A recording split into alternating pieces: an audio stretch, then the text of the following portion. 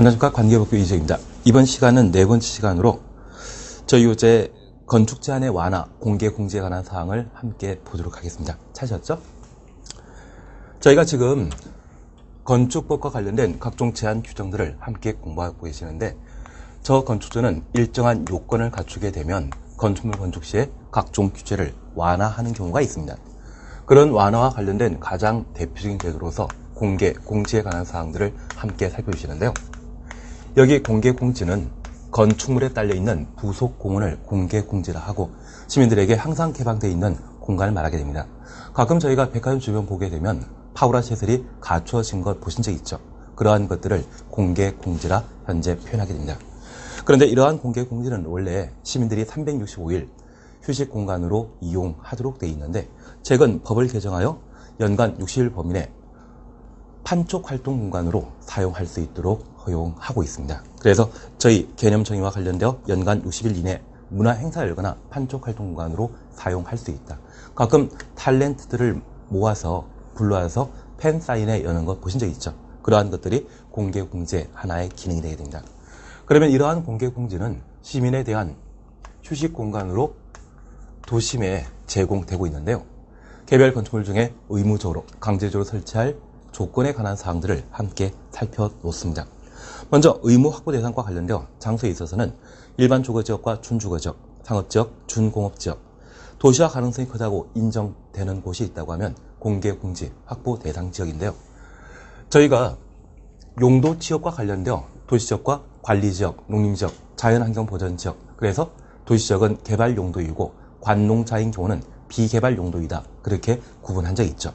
그 중에 도시지역은 건축물의 건축 형태에 따라 주거지역과 상업지역,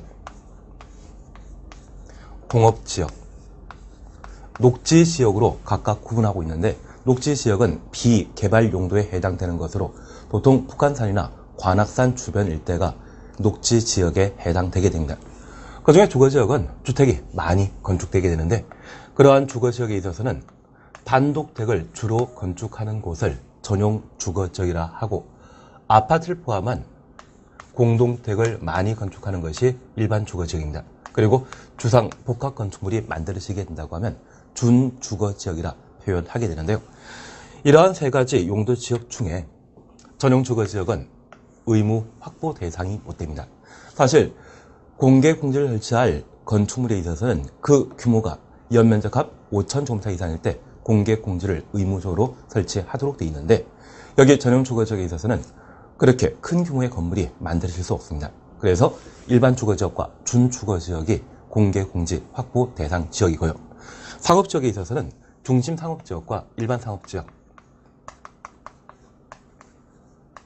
그리고 근린 상업지역, 유통 상업지역으로 현재 구분하게 되는데, 그 중에 중심 상업지역은 도심 지역이라 불리우고 있습니다. 그런 상업지역 전부에 있어서는 공개 공지를 의무적으로 설치하고 있습니다. 그리고 공업지역에 있어서는 공장의 형태에 따라 종합공장이 위치한 곳이 있다고 하면 전용 공업지역이고요. 그 밖에 일반 공장이 건축되어 있는 곳을 일반 공업지역, 그리고 준공업지역으로 각각 구분하고 있는데, 여기 전용 공업지역과 일반 공업지역에 있어서는 워낙 공장이 많다 보니까 공해가 심각합니다. 그렇게 공해가 심각한 곳에 공개 공지 설치하는 것은 좀 곤란하겠죠. 그래서 준공업지역만 공개 공지 확보 대상 지역인데, 저희 가산 디지털 단지역이라고 들어본 적 있으십니까?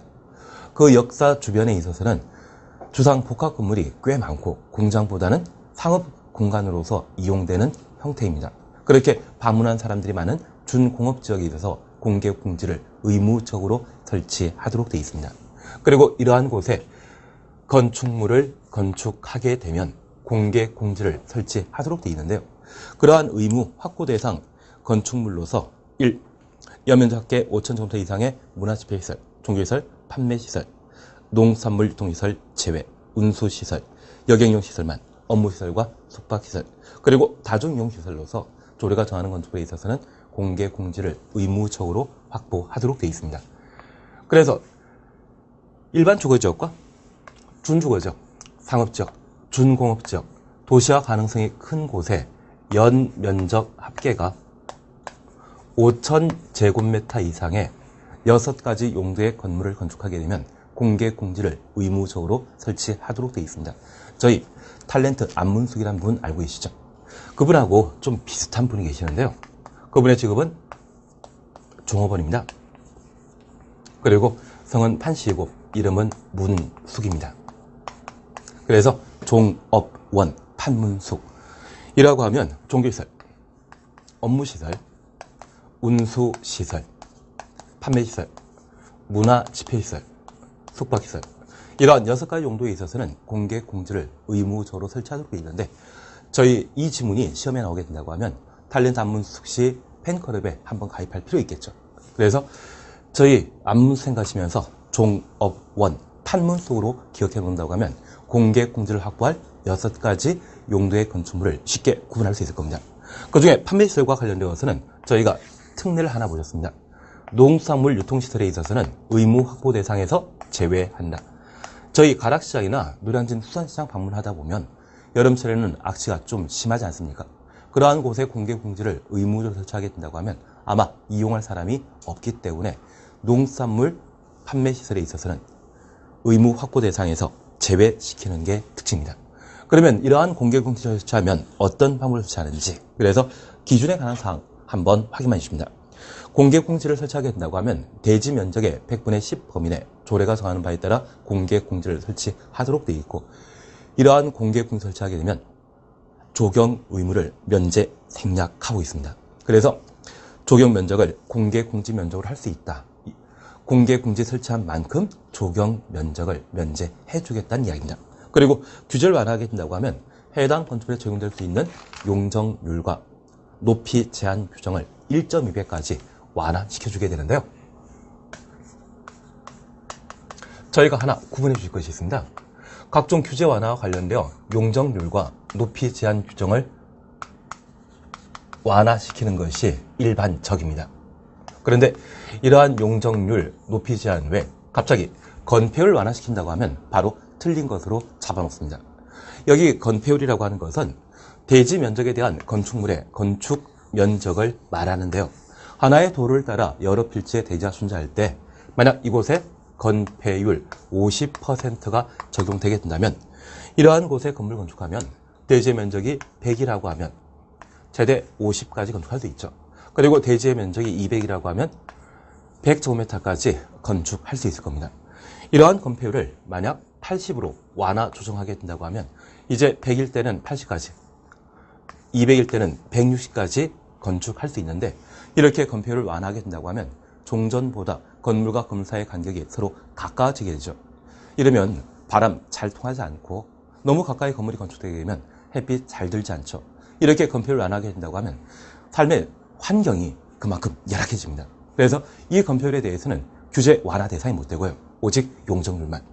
그러면 하나 이해하실 게 있는데요. 만약 저희 주변에 5층짜리 건물을 본 적이 있다고 하면 그곳은 100% 정도의 용적률이 적용된 것이고요.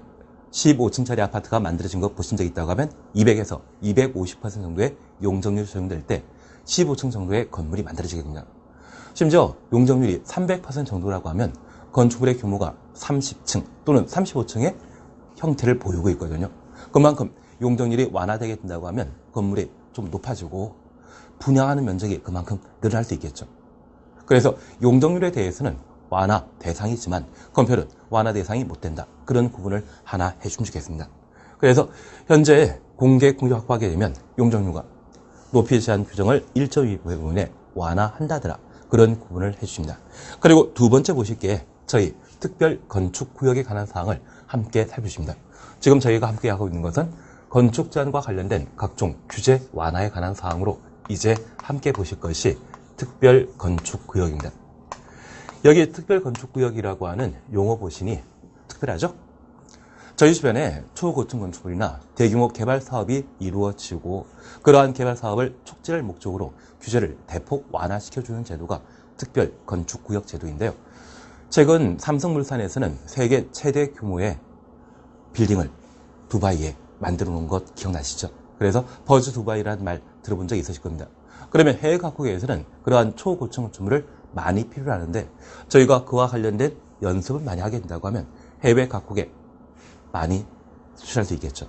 그래서 그러한 초고층 건축물에 대한 설계, 시공, 감리, 심지어 유지 관리에 관한 여러 가지 기술 노하우를 추적하게 된다고 하면 해외 각국에 그러한 기술을 수출함으로써 국가 경제에 크게 이바지할 수 있을 겁니다. 그를 도모하기 위해 각종 규제를 완화시켜주는 제도를 특별 건축구역이라 표현하게 됩니다. 그러면 이러한 특별 건축구역과 관련되어 각종 개발 사업이 이루어질 수 있는 구역 지정은 누가 하는지, 현재 구역 지정은 국토교통부 장관이 실시하게 되는데 국가 전반에 미치는 영향 크죠? 그래서 국토교통부 장관이 특별 건축구역의 지정권자가 되게 됩니다. 이렇게 특별 건축구역을 지정하게 되면 지정 대상, 각종 개발 사업이 가능한 땅이라고 하면 특별 건축구역으로 지정할 수 있습니다. 그런데 예외적으로 비개발 용도라고 하면 특별 건축구역의 지정 대상에서 제외하고 있는데 이와 관련된 사항을 과거 12회 시험과 13회 시험 때 연속해서 2번 출제한 적이 있습니다. 그렇게 2번 출제했다고 하면 더 이상 낼 거리 없거든요. 다만 저희가 몇 개 한번 확인만 살펴주시는데요. 가끔 저희 주변에 비개발 용도로서 개발 제한 구역이라는 말 들어본 적 있으십니까? 그러면 이렇게 개발 제한 구역이라 표현하게 되면 개발 행위는 가능하다, 불가능하다? 불가능하죠? 그래서 이러한 비개발 용도라고 하면 특별 건축구역의 지정 대상에서 현재 제외시키는데 워낙 시험 문제 많이 나왔기 때문에 이러한 부분들은 시험 가치가 좀 감소된 것으로 파악해 주십시오. 그래서 저희가 나중에 공부하시다 보면 개발 의미인지 또는 비개발 의미인지 그러한 부분들은 쉽게 할 수 있을 겁니다. 그러면 일정한 절차에 따라 특별 건축구역을 지정하게 되면 그 효과와 관련되어 특별히 특별 건축구역의 지정, 해제에 관한 사항들을 저희가 살펴보시는 게 앞으로 시험 문제 나올 수 있는 방향이 되지 않을까 싶습니다. 현재 지정, 해제 사유는 4가지 있습니다. 저희 교재 보시게 되면 1. 지정 지정기관이 요청한 경우 2. 거짓, 부정한 방법 그리고 세 번째 추천하는 겁니다. 특별건축구역 지정일부터 5년 이내 특별건축구역 지정 목적에 부합하는 건축물의 착공이 이루어지지 아니하는 경우 추천놓고 봐주셔야 됩니다. 저희가 하나 이해해 줄 것이 있는데요. 저희 주변에 63빌딩이나 또는 코엑스 그리고 심지어 제2롯데월드가 만들어지게 된다고 하면 공사 시작하고 보통 완공 기간이 5년에서 6년, 7년 정도입니다. 가끔 저희 주변에 25층짜리 아파트 만들어지는 거 보신 적 있죠? 그 25층짜리라고 하면 공사 시작하고 3년 정도 지나야만 분양할 수 있고요. 15층짜리라고 하면 콘크리트, 양생, 시간 등이 필요하기 때문에 한 2년 6개월 정도 지나야만 공사 끝날 수 있다고 합니다. 그런데 초고층 건축물이 착공이 이루어지게 된다고 하면 공정 한 5, 6년 걸리거든요. 그러면 구역 지정 후 5년 이후에 공사에 착수하고 착공하고 5, 6년 뒤에 완공하게 된다고 하면 최초 지정 시점부터 10년이라고 하는 시간이 넘게 걸린 것이죠. 그러면 애초에 지정 목적은 많이 퇴색하지 않겠습니까? 10년이면 강산하면 바뀌죠? 그래서 구역 지정 후 5년 이내 지정 목적에 부합하는 건축물의 착공이 이루어지지 않으면 전부 또는 일부 해제할 수 있는 겁니다. 그리고 네 번째, 특별건축구역 지정 요건 등을 위반하였으나 지정 불가능한 때. 저희 하나 이해하실 게 있습니다. 각종 자격 요건과 관련되어 결격 사유에 해당되게 된다고 하면 또는 자격 취득 요건을 제대로 갖추지 못했다고 하면 그 사유만 하더라도 자격 취소 또는 해제 사유가 됩니다. 그런데 특이하게 특별건축구역의 지정 요건에 위반하였으나 시정 불가능한 때 전부 또는 일부 해제할 수 있다. 그러면 하나 구분해 주실 것이 있는데요. 앞서 저희 개발 제한 구역이라는 말 기억나시죠?